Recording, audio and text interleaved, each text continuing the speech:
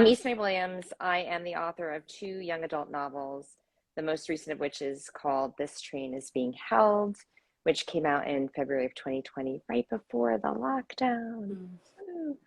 And I am one of the editors as well as a contributing author to a young adult anthology about the mixed race, mixed cultural experience that is coming out in June of 2023 with Inkyard, the title of which is Boundless. I'm very excited for that. I also have a picture book coming out at some point. I just got thumbnail images for it, which is super, super cool, super exciting. But yes, the other hat that I wear is co-founder along with Alex and Mayra Cuevas, who's not with us today, of the Latinx KidLit Book Festival. And so I'm super thrilled to be here to chat about the festival with everybody. Yeah, well, thank you both for taking the time. I know you're busy, but it's so great to have you on. And I just want to address, we did get a comment about that you look lovely, but for some reason we're sideways. Yes, we know we're sideways. And I know it is a little odd on Instagram, but this is going to be up on YouTube eventually. And so this looks really nice on YouTube. Maybe this is just the way we are, okay? Yeah. I know. Well, for me to read the comments, I'm like, I know. They're the comments. Awkward. Well, don't worry. I'll keep an eye out for them. Can you tell us, where did the idea, so this is going to be the 3rd year and it's coming up in October. Where did the idea come from and what was the need that you were trying to address? So if Mayra was here, she would kick this off because this is really all Mayra's fault, not fault. Mayra's yes, brainchild. yes, it is. It's her fault. Yes. Yeah. But Mayra also had her debut book coming out in 2020, and like Ismée, it was right when the lockdown happened, and it really started from a just personal, like, oh my gosh, how do I get my book out to people when I can't do the events that I'm used to doing? No ALA, no bookstore events, none of that kind of stuff. And there were other virtual sort of pop-up one-day book festivals, and Mayra had the idea, like, well, if they're doing that, maybe we can do something and really uplift Latinx creators and sort of give them that chance that, you know, who knows how long this pandemic is going to last. They're not going to have, you know, something. And then from there, we are all part of a marketing collective called Las Musas. So she sort of put up the bat signal and was like, anybody want to help? And Ismée and I raised our hands. Well, it's funny. Right. I feel like I didn't necessarily raise my hand. Mayra and I had been collaborating a lot of things. And Mayra's like, okay, I think we need to do this because there isn't really a KidLit Latinx Book Festival. And I think this would be a great opportunity. Let's do it. And I was like, oh my goodness, that sounds like a ton of work. But then I said, after thinking about it for a while, I said, you know what? I think it's important to do this. And I was coming at it not so much from, like, as the author, I needed the opportunities to connect with readers, but I was coming from it from being a mother. So I have 3 kids. They were all doing virtual schooling. We had no idea what school was going to look like in the fall of 2020, if it was going to be in person, if it was going to be virtual. As it turned out, nobody really did. And my kids had like random back and forth hybrid. And it was really hard. And it wasn't hard just for my kids. It was hard for everybody's kids. It was hard for all the educators, all the administrators who, you know, hats off to all of them who were so flexible, pivoting and adjusting to all of the change in data and rules and regulations. So then I thought, you know, let's do this. And I want to be part of something that's going to give back, that's going to let kids feel good about themselves, connect kids with fun books and stories, and also to give the educators maybe a break, like to give them something that we will package for you that's educational, that will you can just bring it into your classroom and you can enjoy it as well, librarians as well, bring into your library. So that was, we had a lot of conversations. We had a lot of conversations about sort of when we started with this small idea, like publicize our books. And then, you know, because Ismée is a doctor and, you know, a pediatric heart surgeon. So she understands what children's well-being means, like a whole child kind of perspective. So we would have those conversations as well. Like, how is this impacting children? And then the last like sort of pillar was in 2019. I went to NCTE, which is the National Council of Teachers of English, their big conference. It was in Baltimore, and we were doing a Latinx in Publishing was doing a Latinx author roundtable. So I had sat there, and like Marco Shiro was there, and all these amazing Latinx authors. And a teacher came in, and it's like, oh, what's happening in here? And I was like, oh, well, come and sit down. We'll talk to you about our books. They're all Latinx authors. And she just said, oh, we don't have any of those kids in my school. And I was just like, the idea that an educator who is at a conference to, a professional development event and thinks that there are books that are not for her kids, or there are certain books for certain kids, is something we really have to dispel. So one of the things we talk about passionately when we talk about the festival is how, yes, it's Latinx KidLit Book Festival, but it is for everyone. Everyone is welcome. Right. Yes, which I looking over all the publicity you've been doing, you made that very clear. I think that this is like uplifting Latinx voices, but for everybody, and it's free. In case anybody picked up on that, which is pretty amazing.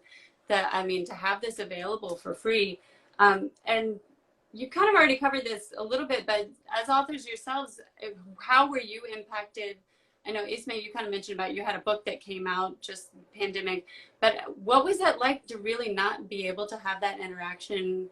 As far as publicizing your books, but, during the pandemic, but also not having that feedback from students and teachers that I know people get. Yeah, it was difficult because this was my second book. So I had had an experience where there was no pandemic, where I did get to go into schools. I did get to go to book festivals and book fairs all over the country. And that was so great. And I really, I missed meeting with the students. I missed meeting with teachers. I also missed meeting with the other authors and illustrators, the other, your colleagues who you meet and get to network with at these wonderful events. And so, that's another piece of our puzzle. Like, how are we going to try to, I feel like I'm segueing into one of your other questions of like down the road, what do we see? Because no again, spoilers, our mission, no spoilers, right? But our mission for the book festival is like twofold, right? We do want to uplift the creative voices of all Latinx KidLit book creators, so the authors and illustrators. And we want to reach the students. We want to bring all students, all educators, these stories because they're really important. But in the uplifting part, there's that piece of wanting to, connect artists, bring the community tighter, closer, and so that everybody can uplift one another. That's wonderful. Absolutely. And one of the things that I think is so amazing about the being such a virtual event is that it's also so interactive. Students can submit and are encouraged to submit questions ahead of time, even drawings ahead of time. I know, it's so fun. Yeah. So can you tell me some more about that? One, why was that so important to you to have it be so interactive? And then what are some of the great submissions you've got, or the moments, the interactions that the authors and illustrators have with the students? So Alex was the one who came up with the idea this year of adding the drawing. So do you want to talk about that? Because that's a new feature. It's a new feature. So so it sort of comes out of we're always looking at our feedback and what is it that educators want and need and are looking for, because that's really who we want to service. So a lot of feedback was like, well, we want something that's like craft, like, how to, like, will fit into curriculum that exists in schools. So we have craft panels, and we have them for middle grade. We have them for young adult. They're wonderful. They're really just, they're the kinds of thing that you can bring in as part of the curriculum right into your class. And then we're thinking of like, well, for the younger kids who love drawing and art, we're talking through, it's really for everybody, K through 12, but really for the younger kids, like K through say third, fourth grade, fifth grade. I would like to do something fun. So I was like, what about if we have them submit drawings? Because I actually have an art school background. I went to school for art, and I know the secret, which is everyone is an artist, and kids know that secret up until about fifth grade, where people start telling them they're not. So I was like, if we can get these awesome kids artwork and show them how their artwork can be the like semilla, the seed of a story. So that's where this came from. So we have these two amazing people. We have E. Trujillo and we have Mirel Ortega, who are going to, that's an illustrator and an author, and they're going to take these kids' drawings and on the spot create a story out of it. So they're going to create like a story arc, and E is going to talk a little bit about how you create a story arc. You start with a character, they have a story problem or an obstacle or something they want, and Mirel will be there and she will be drawing sort of like what's happening in the story. So it's interactive and it's super fun. Hopefully, fingers crossed, first time we're doing it. Oh, that sounds amazing. I love that. And then also for the questions, so for everybody watching, we are still accepting both drawings and questions. So students from pre-K all the way through 12th grade are eligible. You can submit 3 of each. And we are very protective of kids' privacy, so don't worry about that. All the information is on our website. But the questions are also, we pull them into all of our panels so that the authors and illustrators have an opportunity to answer questions that come directly from students. And it's, you know, one of the main reason we wanted to do that is that we wanted kids, again, we were thinking of all the kids who are doing virtual schooling who might not have that opportunity to go into a room and have a teacher or a librarian acknowledge them and say, good job. That's a very smart thought that you have. Thank you for sharing that with us. And so we wanted to give kids that opportunity. And we also wanted other kids who were in the audience to maybe see a kid who may or may not look like them, but might have their same question. You know, because sometimes, even I do this, sometimes I think, I don't want to ask this question because maybe it's going to embarrass me and show that I don't know something that maybe I should. And so we want kids to know it's okay, like ask questions. And it's a wonderful opportunity for students just ask random questions about anything writing or illustrated oriented. And the illustrators and the authors love it. We have a lot of video questions, and just watching the students in their own words with their own body language ask these questions is really sort of, it brings the energy to the panel, and then you get these amazing authors and illustrators to answer your specific question. I think it's a huge honor and opportunity for the kids, and they get an opportunity to win a set of books for their school.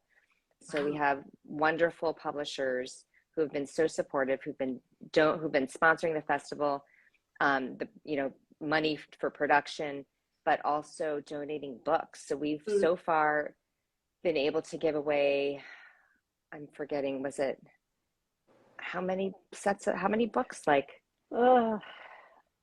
Okay, I'm ask me trying the to hard remember. question. It's like I want to say it was like almost 3,500 books we've given away. That sounds about right. I think it's over the past over 3 years. 2 years. Yeah.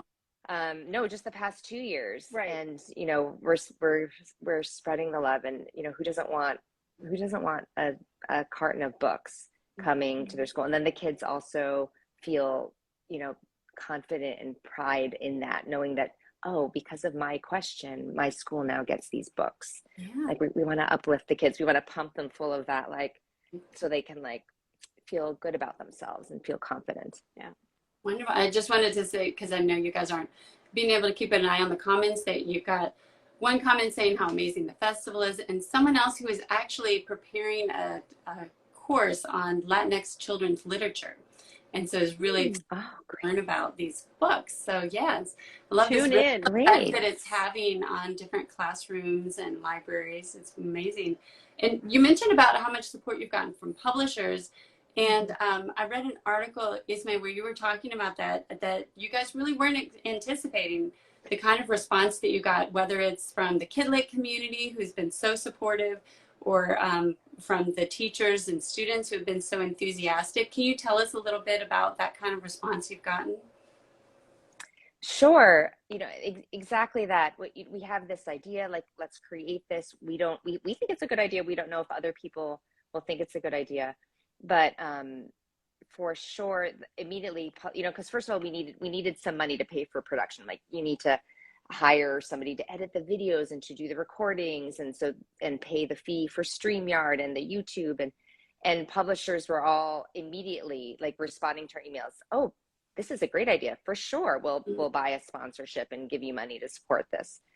And I think we all had our own experience. Sorry to interrupt you, Ismée, but we all have our like day job experiences where we put that into this. So like I've worked in nonprofit before. Like I said, Ismée is a doctor. Maida works for CNN. So we kind of pulled into I think this is how we did it. But I have to say, if you get to know the three of us, we all have very different personalities. And Maida's the one who is like, yes, why not? And I'm the like, I don't know. And Ismée's like, it'll never work. And then it does, you know? So the three of us balance each other out really well.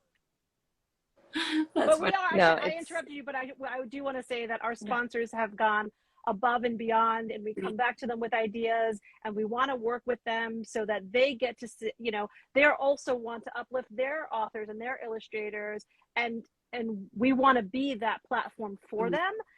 But they also see like, yes, we want to put our money where our mouth is. We talk about how we want to be part of the diversity and inclusion solution. So this is one of the ways that we can do that. Yeah, a really concrete way they can get involved. And you also had mentioned before that there really wasn't anything, that I guess there were Latinx book festivals or other KidLit book festivals, but not a Latinx KidLit book festival. Is that right? That's pretty accurate. Not at a national and international level, and certainly nothing that is really targeting schools and libraries. And right? nothing that's free. Right. Also that, right? Because, you know, while free and accessible, like this idea of just being virtual, all you need an internet connection. So we're hoping schools have that at least. But you know, because we know that there are schools out there that don't have the resources, whether that's financial or maybe it's their location, maybe they're very rural, and maybe they've never had an opportunity to have any illustrator or author come visit their students. Right. And now we're providing this opportunity where the students can tune in, and just going back to the interactive piece, not only can the students submit things ahead of time, but as everything is going live, they can interact either themselves or through their teacher using the live chat. So they can ask questions as the panel is going on, as the craft session is going on, and the authors and illustrators can respond in the chat box as well. And you have so many different kinds of events. I was just looking at the schedule for this time. There are draw-offs with the illustrators, the interactive story time. Let's see what else I wrote down. The craft workshops, writing workshops. Plus you have all this, like a packet of information, educational material that you put together. We do. Can you tell us more? Thank you for bringing that up. Yeah, so this is, again, trying to give back to the educators and the librarians and make it as easy as possible for them. So we have content on our website that is downloadable. It's free. So we have a guide for elementary schools, and then we have a guide for the secondary, the middle, and the high school that will help teachers bring the festival into the classroom, help them introduce the festival to their students before the festival so the students know what to expect, and then prepare for the festival and then be ready. So that, for instance, they can pick and choose maybe what panels they want to join, whether it's a craft workshop, and then they know they're going to bring their workbooks and be ready to write and work with these other authors and illustrators on, how do I get inspiration from a movie and put it into my story, for instance. And then there's also activities for after the festival that are in these guides. We also have for libraries specifically created by our wonderful librarian volunteers, how to host a watch party. So if you are a library and you have a kids section, you can go to our website, download how to host a watch party. And, because it's Hispanic Heritage Month, Latinx Heritage Month. We know people are looking for this content. They're looking for ways to, boost the exposure of Latinx creators. And so we're hoping this will be a nice opportunity for people. Yeah, and from what I saw, I looked at one of the watch party guides. It really breaks it down. It makes it so simple. Like you said, the educators and librarians, they're working so hard. You've made it so easy. Even things like, okay, is somebody bringing snacks? Who's bringing snacks? Just all these steps, all these things you have to think about ahead of time, but it really kind of breaks it down and makes it easy for them. And so if somebody's watching and they want to get involved, how can they do that? Either, you know, maybe they're a teacher or librarian that wants to get the classroom involved, or somebody is seeing this and saying they want to volunteer, they want to donate. How can they do that? So all those things are possible. Thank you. I hope you are inspired to do some of those things, and really going to Latinx KidLit Book Festival.com, our website, you can find all those things. You can find a sort of schedule at a glance, so you can see what's coming up and what those things are. Some of the pre-programming before the 13th and 14th of October, which is when the main festival is, are things that are sponsored by and CTE, so they're educator focused, or SCBWI, so they're kid creator focused, or there's just a lot of what I would call like in-service, like professional development for educators as well, and for authors. So there's a lot. So check out the schedule first. That's the first thing. But also, as Ismée said, there are educator guides. There are places where you can send out fill out a form to volunteer. We are always looking. We are volunteer run. We do have two amazing people on staff, Megan Jensen and Mia Garcia, who, executive director and assistant executive director. Did I get that right, Ismée? Did I get that wrong? Deputy, I think. Deputy. Sorry. I'm terrible with titles. But they are really working, like, you know, and all of our volunteers and all of our program leads. You can see all of their pictures and information on our website. So go to on our website. You can obviously buy us un cafecito. You can buy us a coffee and make a donation. Or if you are a part of a larger company and you want to do some sponsorship, please do reach out to us. And for everybody, in case you didn't know the dates, it's October 13th and 14th. Although, as you mentioned, there are several events that are coming up before then. So go and check it out now so you don't miss any of those. And just to wrap it up, because I'm just looking at the time, I want to be respectful of your time. So I know you don't want to give any spoilers, but what can we look forward to? Obviously, this one's coming up in a month. What about beyond this? Do you think you're going to stay virtual? Are you going to branch out? What are you thinking of? We have big ideas. We have very big plans. What happens is we get together and we get some coffee and some pastelitos or whatever, and we start eating and drinking coffee, and then we get excited. So that's recently happened to me and Maida. We were together in person and we started getting very excited. But can we talk, Ismée, about the one thing about the author visits? Yes, I think so.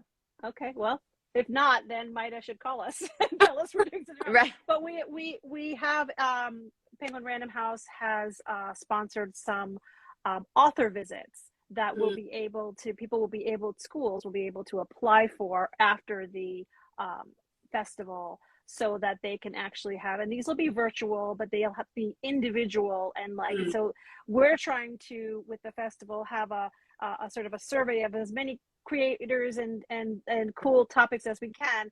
But with these authors visits, we are able to, through this funding, pay the authors and also, supply a school with this free author and illustrator /and/or illustrator visit. So that's really exciting, and that's something that we would like to do more and more of, and possibly something in person, and possibly something author centered, because we see the need. We see the need on the end of the consumer and of the child and of the educator, but we also see the need to help, lift up and grow authors. We want even more Latinx illustrators and authors in the future, and we want them to be. We want more voices at the table. 100%, and we want intersecting voices. We want queer and Black and every kind of Latinx person, Indigenous. We want everybody at the table. So we're trying to think, how can we make that happen? We drink a lot of coffee.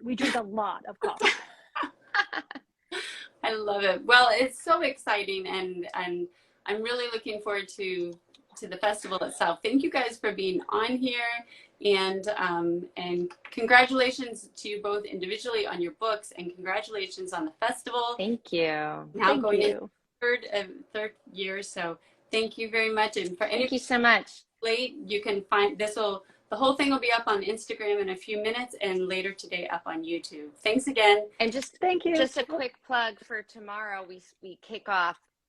Tomorrow is Thursday, September 15th Right. at 7 p.m. Eastern Standard Time. There's a special event that is free for writers and illustrators and would-be writers and illustrators, all about multicultural publishing boot camp, how to incorporate multicultural nuances into your writing and illustration. So please join us. It's going to be with the amazing Pam Munoz-Ryan. You might have heard of her, as well as the amazing Jacqueline Alcantara. And I will be moderating that discussion. So I hope I will see some of you guys there. You can see the details on our website. Yes, thank you so much. Thank you so much. Thanks for having us.